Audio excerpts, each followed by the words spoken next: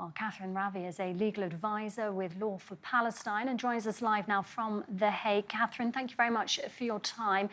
This includes some very graphic details, this report. What more can you tell us about it and your thoughts on it? I think there is much to be welcomed with this report in regard to its highlighting of Israeli war crimes and crimes against humanity.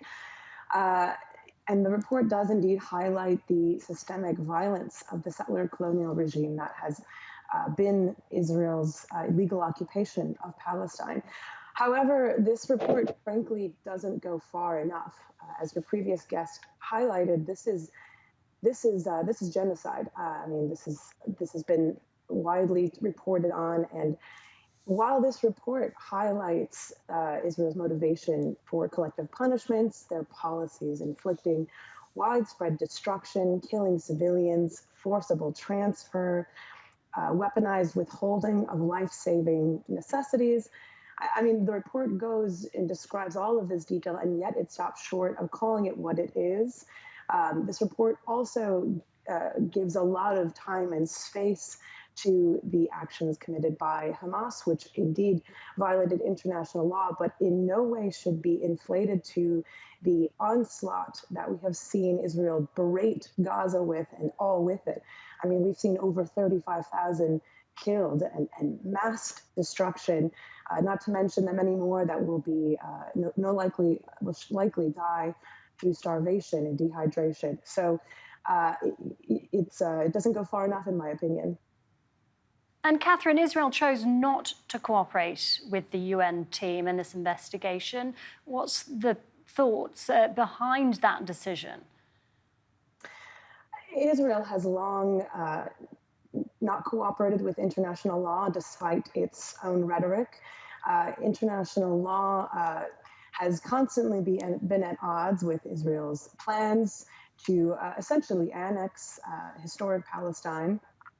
And you know, the United States has a vested interest in seeing this colonial project of Israel continue because America has its own interests in that same vein, which is why the U.S. has, of course, been supporting Israel and continues to back it to this day, despite what the world knows and can see is going on. Israel does not want to be held accountable for its actions, and it indeed has enjoyed enormous impunity over the years, largely thanks to the United States and its role on the Security Council.